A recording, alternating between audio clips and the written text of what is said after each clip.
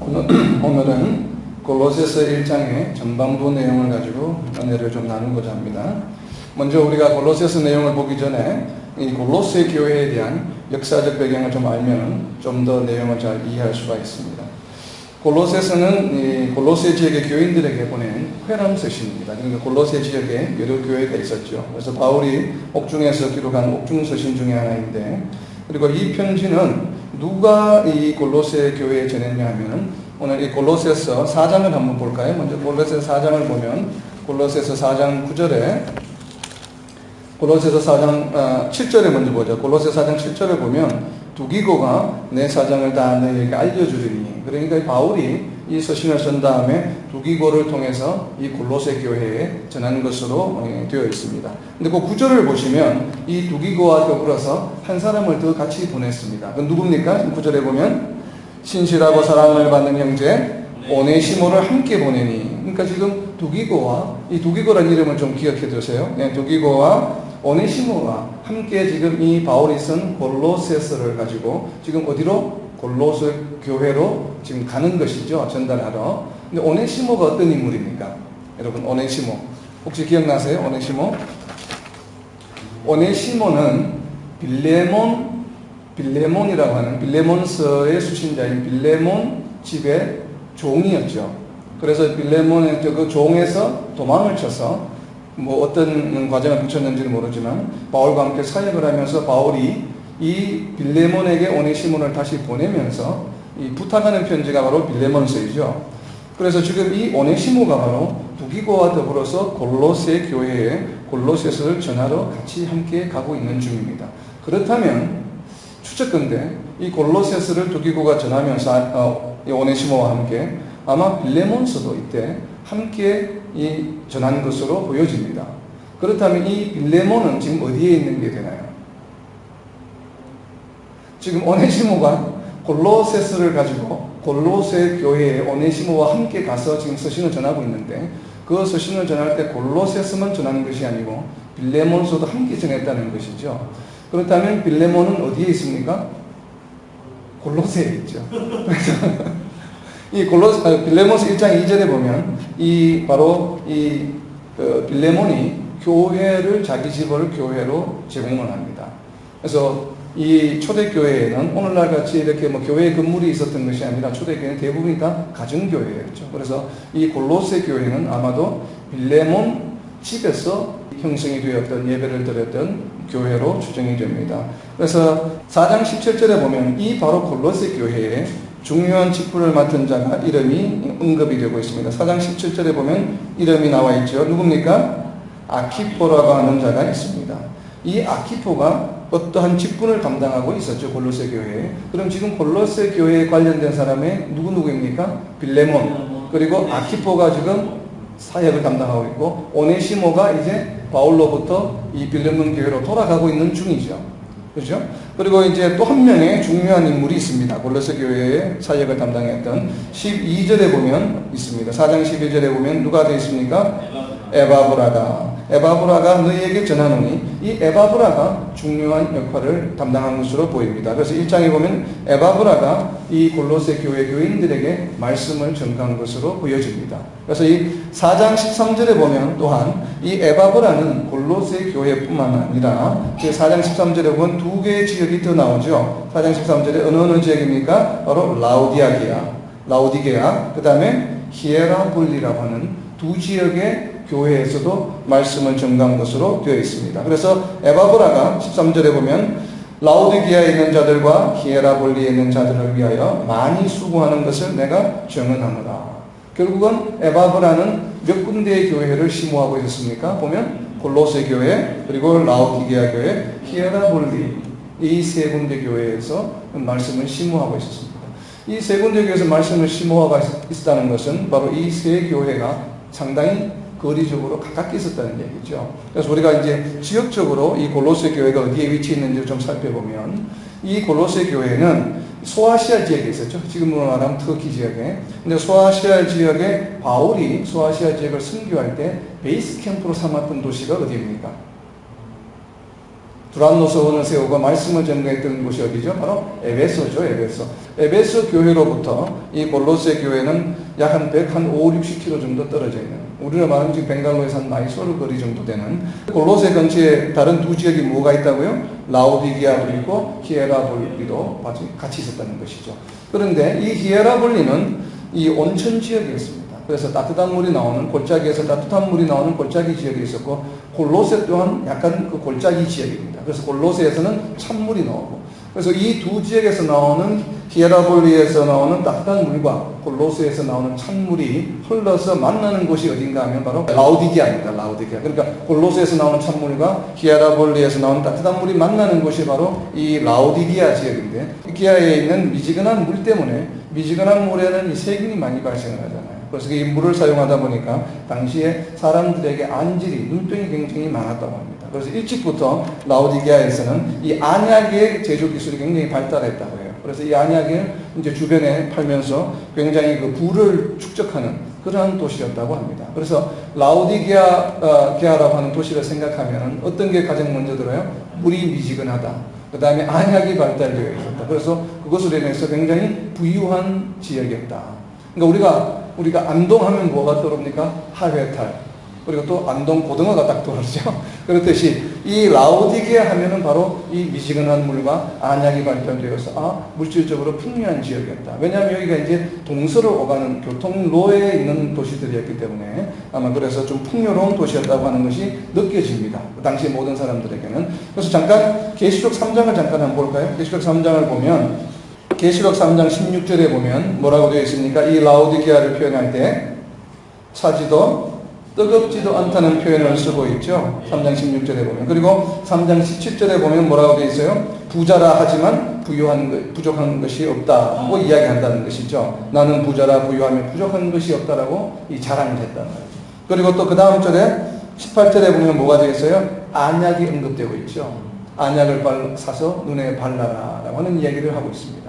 자, 이것을 보면 라오디게아의 특징을 나타내는 세 가지를 지금 요한계시록에서 다 언급하고 있죠. 그래서 이것을 감안하면 우리가 일곱 교회 이야기할 때에 정말 그 교회에 이러한 문제점이 있기 때문에 언급했을 수도 있고, 당시에 이제 상징적으로 설명하기 위해서 라오디게아 이야기하면 이 세 가지가 모든 사람들에게 떠오르다 보니까 거기에 주제에 맞춰서 이 지역을 언급했을 수도 있습니다. 그래서 이제 그거는 참고로 보시고, 다시 이제 오늘 이 본문인 골로새서 1장으로 돌아오면, 이러한 골로새에 두 기구가 이 서신을 전달했다고 했죠. 이 두 기구가 오네시모와 더불어서 이 골로새서와 빌레몬서를 전하면서 거쳐갔던 지역이 하나가 있습니다. 역시 옥중서신인 에베소서 6장 21절에 보면, 주 안에서 진실한 일꾼인 두 기구가 모든 일을 너희에게 알리리라. 이 골로새서와 같은 표현을 쓰고 있죠. 그래서 우리가 추정하기는 아마 이 두 기구가 골로새서를 전달하는 과정에서 에베소에도 들러서 에베소서를 에베소의 교회에 전하고 갔다. 왜냐하면 항구 도시이기 때문에 유럽 로마에서 오다 보면 배편으로 와서 에베소서에 내려서 에베소서를 전하고 또 골로새에 가서는 골로새서와 빌레몬서를 전하는 것이 아닌가, 이렇게 추정이 됩니다. 그러다 보니까 에베소서와 골로새서는 같은 시기에 옥중에서 바울이 집필하는 것으로 우리가 알고 있고, 그러다 보니 그 내용들이 상당히 상호 보완적입니다. 그래서 이제 이 에베소서 골로새서에 바울이 주장하죠. 너희 그 지역에 있는 교회들에게 회람을 해서 읽어라 라고 주장을 합니다. 이 권면을 하고 있죠. 에베소서의 내용과 골로새서의 내용을 서로 회람해서 읽을 수 있는 바로 그런 내용들이기 때문에 서로 상당히 상호 보완적인 내용들이라고 볼 수 있습니다. 이 에베소서와 골로새서는 두 개가 다 우리 교회 생활하는 성도들에게 어떻게 하면 교회 생활을 잘 할 수 있을까 라는 것에 초점이 맞춰져서 기록이 된 서신서입니다. 비교를 한다면 에베소서는 교회 생활에, 직접적인 생활에 좀 포커스를 맞추고 있고, 골로새서는 예수님이 그리스도시라고 하는 좀 기독론에 포커스가 맞춰져 있는 이 책입니다. 자, 1장을 보시면 골로새서 1장 4절에서 7절까지 이 내용을 보면 어떻게 해서 골로새에 복음이 전는가라는 내용을 이야기하고 있습니다. 보면은 7절에 보면 에바프라에게 너희가 배웠나니, 그러니까 에바프라가 말씀을 전해서 교회를 어떻게 보면 세운, 그래서 교회를 성장하게 한 이제 주요 인물로 언급이 되고 있습니다. 근데 바울이 이 골로새 교회를 방문하지 않았죠. 그것을 어디에 보면 알 수 있냐면 뒷장에는 2장 1절에 보면 알 수 있습니다. 2장 1절에 보면 내가 너희와 라오디게아에 있는 자들과 무릇 내 육신의 얼굴을 보지 못한 자들을 위하여 얼마나 힘쓰는지 너희가 알기를 원하노라. 내 육신의 얼굴을, 즉 바울의 얼굴을 보지 못한 자들이라고 하는 얘기는 바울이 예전에 만난 적이 없다는 것이죠. 그래서 방문하지 않았다는 것을 언급하고 있습니다. 그렇다면 에바브라가 언제 그런 말씀을 받아들여서 자기 스스로 이렇게 교회를 개척했을까? 뭐 여러 가지 설이 있지만 두 가지가 가능하죠. 에베소에서 두란노 서원을 통해서 바울이 말씀을 전거할 때 아마 같은 소아시아 지역에 있으면서 와서 그 말씀을 듣고 돌아가서 개척했을 수도 있고, 그리고 성령 강림의 역사가 일어났을 때 예루살렘에 소아시아와 로마에 있는 많은 사람들이 와서 은혜를 받고 돌아갔다고 했기 때문에 아마 그때 에바브라가 예루살렘에서 성령 강림을 체험하고 또 거듭나서 뭐 개척했을 수도 있습니다. 저희들은 정확한 것은 이제 알기는 어렵지만 여하튼 에바브라가 개척한 교회임에는 틀림이 없습니다. 그런데 골로새서를 왜 바울이 기록하게 되었을까요? 그 이유는 2장을 보면 2장 4절에 보면 알 수 있습니다.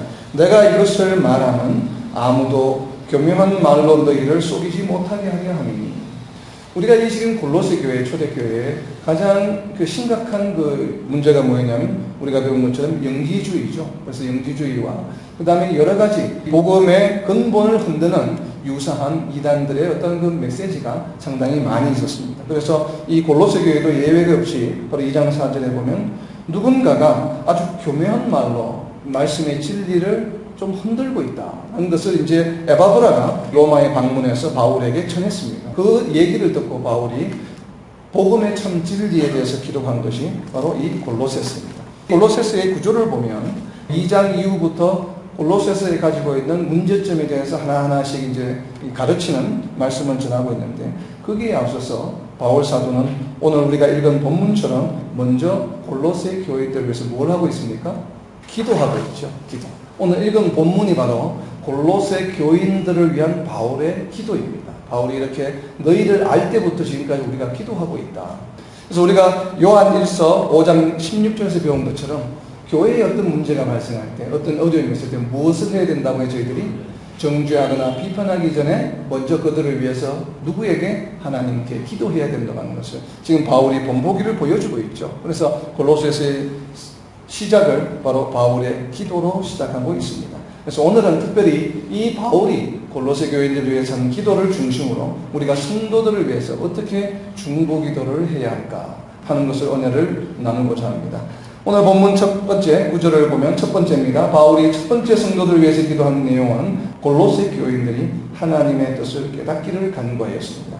하나님의 뜻을 어떻게 알 수 있습니까? 오늘 기도의 제목처럼 영적 지혜와 무엇으로? 총명으로만 하나님의 뜻을 알도록 기도했습니다. 우리는 세상의 지식이나 학문으로는 하나님의 뜻을 알 수 없습니다. 오직 뭐예요? spiritual wisdom이나 spiritual understanding, 즉 뭐예요? 성령의 능력의 힘을 받아서 우리가 하나님이 주시는 지혜와 또 깨달음으로 하나님의 뜻을 알 수가 있죠. 그래서 누가복음 24장 45절의 말씀처럼 우리의 마음을 열어서 우리로 하여금 하나님 말씀을 깨닫게 해주실 때에 우리는 하나님의 뜻을 분별할 수가 있습니다.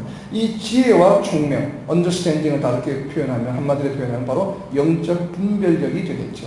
그래서 지금 바울은 골로새 교인들의 영적 분별력을 위해서 기도하고 있습니다. 두 번째는 범사의 하나님을 어떻게 해요? 기쁘시게 하는 삶이 되도록 기도하고 있습니다. 10절에 보면 기쁘시게 하는데 어떻게 하나님을 기쁘시게 할 수 있어요? 10절에 보면 주께 합당하게 행하여.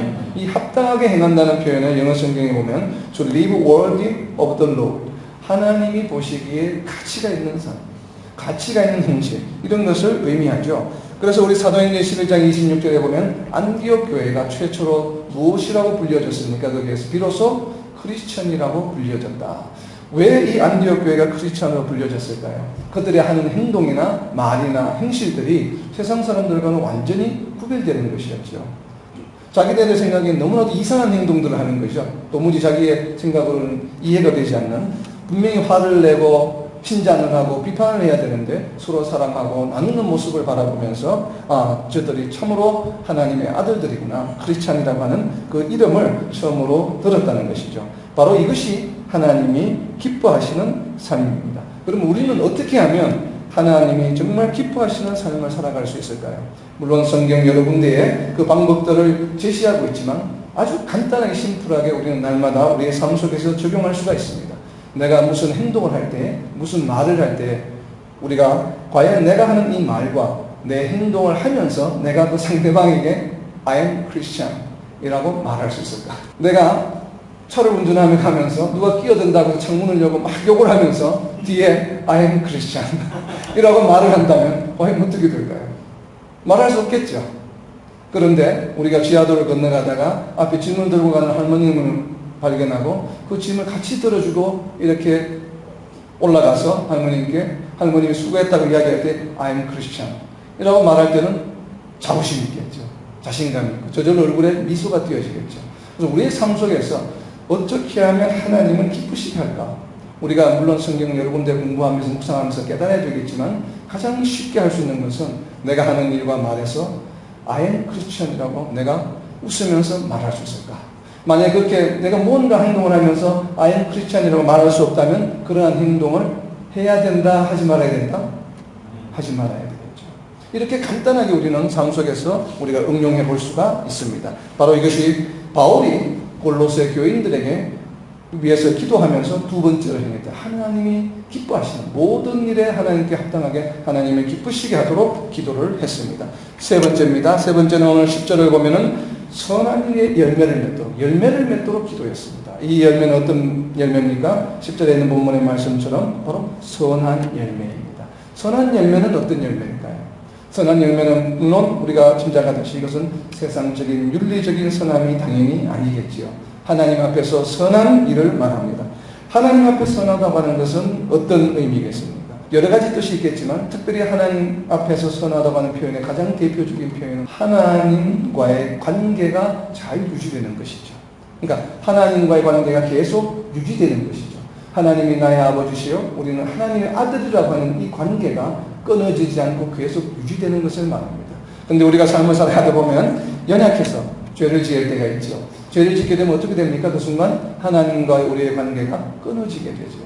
그래서 레위기에는 보면 그것을 회복하기 위해서 무엇을 합니까? 하나님께 피해 제사를 드렸죠.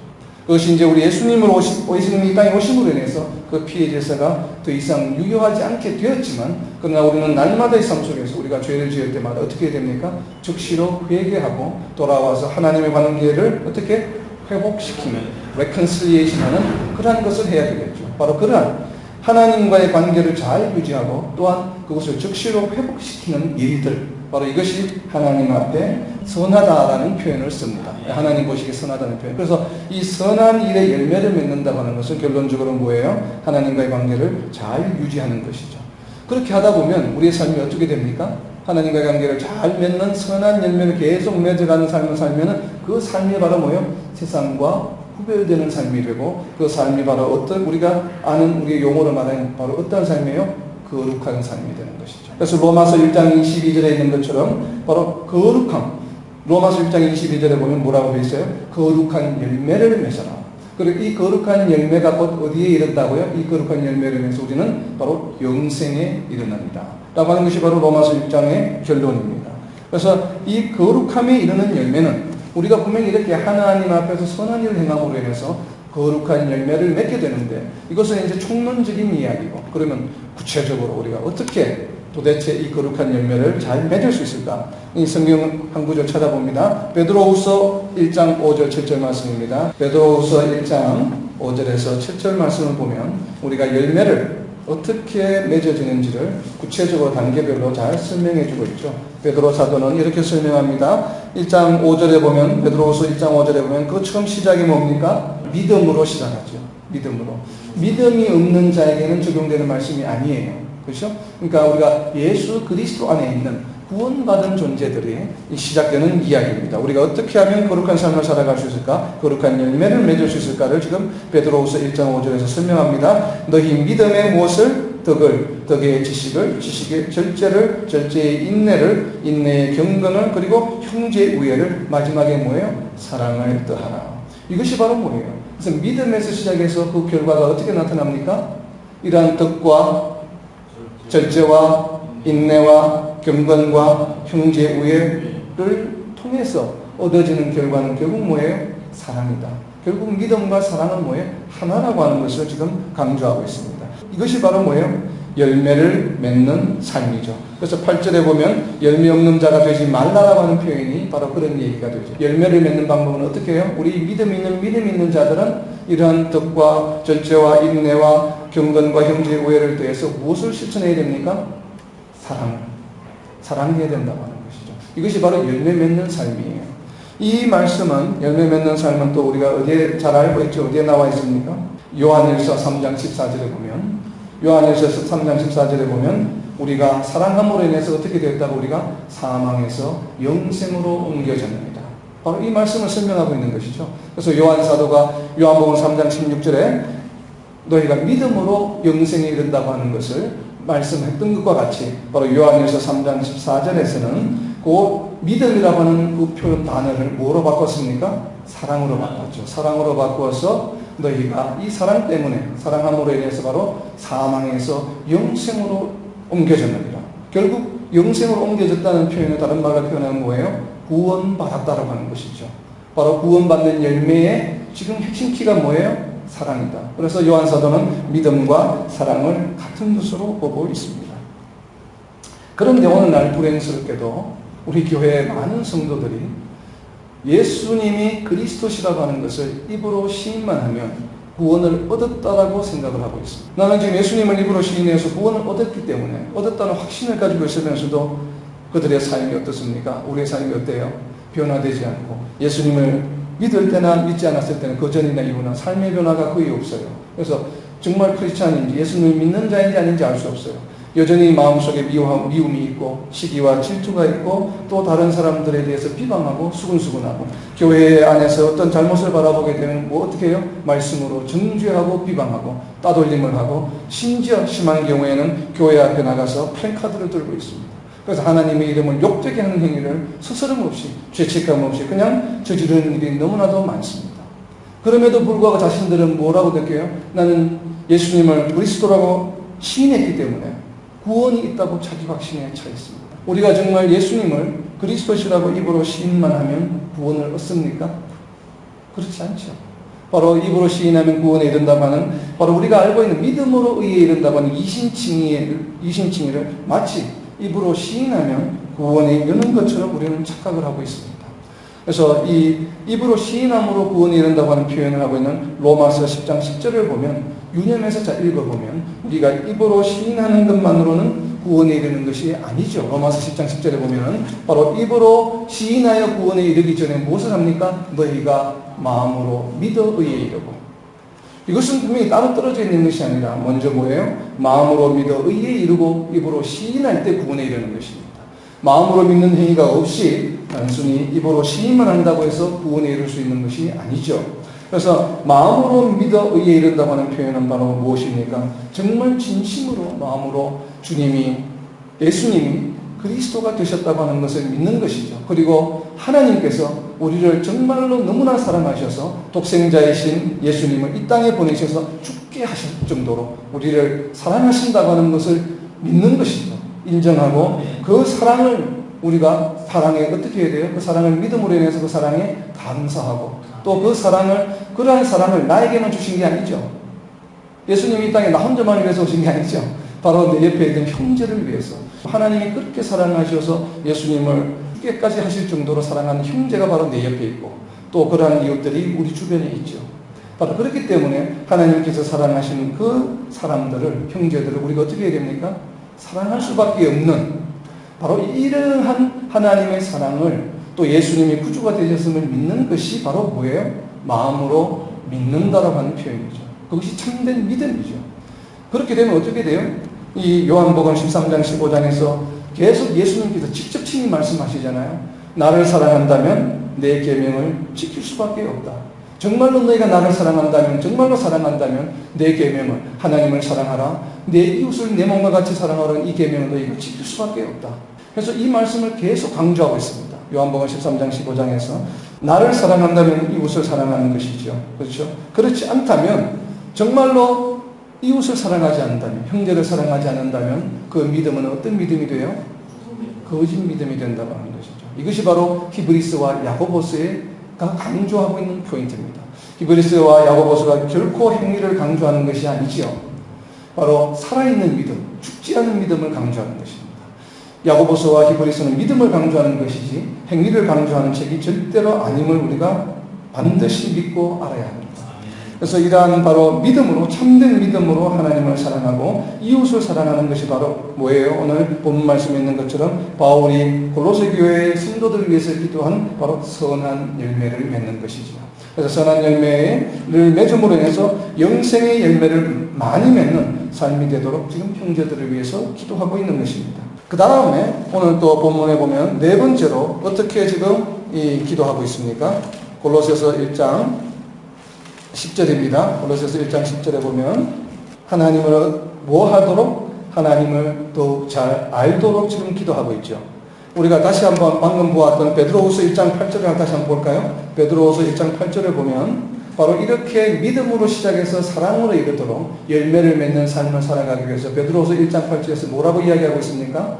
열매가 없는 삶을 살지 않도록 하라고 하면서 그 앞에 뭐라고 되어 있어요? 너희가 하나님을 아는 것에 뭐예요? 게으르지 않고, 그렇죠? 게으르지 않게 하기 하여서 뭐예요? 열매가 없는 삶이 되지 않도록 하라. 그래서 열매를 맺는 삶을 살려면 뭘 해야 돼요? 하나님을 아는데 부지런해야 됩니다. 하나님을 아는데 부지런해야 되죠. 그것이 바로 골로새서 1장 10절의 마지막 뒷부분이죠. 지금 바울이 기도하고 있는 것은 선한 일의 열매를 맺게 하시며 그 다음에 뭐예요? 하나님을 아는 것에 잘하도록. 이것이 바로 베드로 사도가 이야기하는 것과 동일한 것이죠. 하나님을 아는데 게으르지 마라. 하나님을 아는데 열심을 더해라. 바로 이 표현을 위해서, 이 일을 위해서 기도하고 있죠. 그래서 이 하나님을 안다는 것은 결국 무엇을 말합니까? 우리가 성경의 지식을 많이 쌓아서 그냥 하나님이 어떤 분이시다라는 것을 아는 것으로 끝나서는 당연히 안 되겠죠. 우리의 주변에 일어나는 모든 일들에서 뭘 해야 돼요? 하나님의 임재를, 하나님의 역사를 우리가 인정하고 인지해야 됩니다. 바로 잠언 3장 6절에 있는 말씀처럼 너는 범사의 그를 인정하라. 그리하면 내 길을 지도하시리라고 하는 말씀처럼 우리가 오늘 이 땅에 일어나는, 오늘 우리 예배 가운데 일어나는 모든 일들 가운데서도 뭐예요? 우리가 하나님이 우리와 함께 하시고 우리의 모든 예배를 인도하시고 우리의 삶을 인도해 주신다고 하는 것을 우리가 인정해야 됩니다. 근데 우리가 많은 실수를 하죠. 우리가 좋은 일을 할 때 뭐 성적이 잘 나온다든지 비즈니스가 잘 된다든지 뭐 기쁜 일이 있을 때는 하나님을 즉시 잘 인정합니다. 대체적으로. 근데 갑자기 잘 되던 비즈니스가 잘 안 돼요. 갑자기 성적이 떨어져요. 그러면 우리는 뭐라 그래요? 하나님은 어디 계시는가? 마치 하나님이 전혀 관여하지 않은 것처럼 하나님을 부인해버립니다. 하나님이 어디 계시는가? 그래서 하나님을 더욱 잘 안다는 표현은 바로 뭐예요? 우리에게 세상적인 기준에서 좋은 일이 있든 나쁜 일이 있든 시련이 있든 환란이 있든 어려움이 있든 항상 뭐예요? 그 가운데서 하나님의 호흡을 느끼는 것이죠. 하나님께서 함께하고 계시다는 것을 느끼는 것이 바로 대단히 중요합니다. 그것이 바로 하나님을 안다라고 하는 표현이죠. acknowledge 한다고 하는. 그래서 범사에 하나님을 인정할 수 있기를 지금 바울은 골로새 교인들을 위해서 기도하고 있습니다. 그 다음 다섯 번째 마지막으로 기도하는 내용은 뭐냐면은 11절입니다. 뭐예요? 하나님의 영광의 모든 능력, 힘을 따라서 모든 능력으로 능하게 해서 하나님의 권능의 힘을 입어서 성도들이 능력을 발휘할 수 있도록 지금 간구하고 있습니다. 그런데 많은 능력들이 있겠죠. 우리가 사업을, 비즈니스를 잘할 수 있는 능력, 공부를 잘할 수 있는 능력, 세상적으로 출세할 수 있는 능력을 주십사. 물론 뭐 기도해야 되겠죠. 그러나 오늘 바울 사도가 이야기하고 있는 것은 크게 두 가지입니다. 이것은 자신의 세상적인 능력이 아니라 뭐라고요? 하나님의 권능을 힘입어서 성도가 능력을 발휘하는데 이 성도의 능력의 대표적인 두 가지를 지금 언급하고 있습니다. 11절입니다. 쁨으로 모든 견딘과 오래 참음에 이르게 하시고 무슨 능력이에요? 오래 참음과 하나님을 기쁘시게 하는 능력이죠. 믿음을 지키기 위한 무슨 능력이에요? 인내의 능력이죠. 인내. 우리가 시련과 환란이 닥칠 때 우리의 능력으로 참아낼 수 있습니까? 못합니다. 그것을 위해서 지금 바울 사도는 기도하고 있습니다. 믿음을 지키기 위해 시련과 환란을 참을 수 있는, 견딜 수 있는 능력을 성도들에게 주시옵소서. 기도하고 있는 것이죠. 그 다음 두 번째 기도는 뭡니까? 두 번째 기도는 12절입니다. 12절에 보시면 성도의 기업의 부분을 얻기에 합당하게 하자 아버지께 뭐하게? 감사하게 하시기를 원합니다. 지금 바울은 성도의 능력 중에 첫 번째는 시련과 환난을 견딜 수 있는 인내의 능력을 주시사 지금 능력을 발휘하게 해달라고 기도하고 있고 두 번째는 뭐예요? 성도들이 하나님의 은혜에 뭐에? 감사할 수 있는 능력을 달라고 기도합니다. 왜 감사를 능력이라고 표현할까요? 왜 감사하면 될 텐데. 왜냐하면 정말 하나님께 순종했던 우리가 구약의 역사의 한 예를 보면 유명한 왕이 히스기야 왕이 있죠. 얼마나 선한 왕이었습니까? 유다 왕들 중에. 그러나 그 히스기야가 하나님께 감사하지 못함으로 인해서 시험에 들게 됩니다. 그렇죠? 병이 나음을 받았을 때 감사하지 않았어요. 그러므로 인해서 이제 시험에 들게 되는데 바로 이렇게 우리가 하나님께 감사하는 것조차도 우리의 능력이나 우리 의지로 잘 되지 않습니다. 그래서 지금 바울은 성도들을 위해서 기도합니다. 정말 하나님께서 주신 기업의 성도들이 참으로 감사하게 해달라. 이 감사하는 것이 왜 중요한가 하면은 두 가지 이유가 있습니다. 에베소서 5장 20절 21절에 보면 범사에 우리 주 예수 그리스도의 이름으로 항상 아버지 하나님께 뭐하며 감사하며 그리스도를 경외함으로 피차 복종하라. 하나님께 감사할 수 있을 때에 우리는 형제들에게 서로 어떻게 할 수 있어요? 복종할 수 있죠. 다른 말로 표현하면 형제들을 사랑할 수 있죠. 그래서 형제들이 사랑을 실천할 수 있기 위해서 너희는 먼저 하나님께 하나님이 얼마나 너희를 사랑하시고 너희에게 얼마나 많은 은사와 은혜를 주셨는지에 대해서 먼저 너희가 하나님의 권능을 입음으로써 하나님께 감사라고 하는 것이에요. 그래서 감사의 능력이 중요한 이유이고 두 번째 또 많은 이유가 있지만 오늘은 두 가지만 그 이유를 봅니다. 그래서 빌립보서 4장 6절 7절에 보면 빌립보서 4장 6절 7절에 보면 아무것도 염려하지 말고 다만 모든 일에 기도와 간구로 너희 구할 것을 무함으로 감사함으로 하나님께 아뢰라. 그리하면 모든 지각이 뛰어난 하나님의 평강이 그리스도 예수 안에서 너희 마음과 생각을 지키시리라. 우리가 꿈꾸는 성도의 삶이죠. 모든 삶이 매일의 삶이 평강 가운데 있는 것. 그렇죠? 물질을 많이 벌고 성적을 잘 성취하는 것이 아니라 매일의 삶 속에서 평강을 누리는 삶을 우리가 꿈꾸잖아요. 우리가 소망하잖아요. 그런 삶을 누리는 시작의 단계가 바로 뭐예요? 하나님께 감사함으로. 하나님께 감사함으로 아뢰면 하나님께서 들으시고 마음에 어떻게 해요? 평강을 주신다고 하십니다. 아멘. 바로 이렇게 우리가 감사의 능력을 간구해야 되는 이유는 바로 뭐예요? 형제들을 사랑하기 위해서. 그리고 우리의 삶이 어떻게? 하나님의 은혜 가운데 평강의 삶을 누리기 위해서. 그렇죠? 굉장히 중요하죠. 그래서 우리는 뭐예요? 감사의 능력을 간구해야 됩니다. 우리의 능력으로 우리의 의지로 감사할 수 있는 것이 아니라 바로 하나님의 권능을 힘입어서 우리가 감사할 수 있도록 기도해야 된다는 것이죠. 자, 이제 오늘 지금 갖고 계신 주보의 요약을 다시 한번 살펴보면서 정리하면서 말씀을 마치려고 합니다. 우리가 바울이 성도를 위해서 기도할 때 어떻게 기도했나요? 신령한 지혜와 총명으로 하나님의 뜻을 알도록 범사에 하나님을 기쁘시게 하도록 모든 선한 일의 열매를 맺도록 하나님을 더욱 잘 알도록 그리고 하나님의 권능을 힘입어서 믿음을 지키기 위한 시련과 환난을 견뎌낼 수 있는 인내의 능력을 발휘할 수 있도록 그리고 정말 하나님께서 우리에게 베풀어 주신 이 성도의 기업에 날마다의 삶에 부어주신 은혜와 은사에 감사할 수 있는 능력을 가질 수 있도록 우리는 누구를 위해서요? 우리의 형제를 위해서, 우리의 가족을 위해서, 그리고 또 교회의 지도자들을 위해서, 그리고 또 누구를 위해서요? 무엇보다 우리 자신을 위해서 기도해야 됩니다. 그리할 때에 바로 이러한 5가지의 능력을 우리에게 더해 주실 줄로 믿습니다. 바로 이러한 중보 기도의 삶을 통해서 저와 여러분이 다시 새롭게 거듭나는 평강의 삶을 살아가는 복된 성도의 삶을 살아갈 수 있기를 예수님의 이름으로 선포합니다.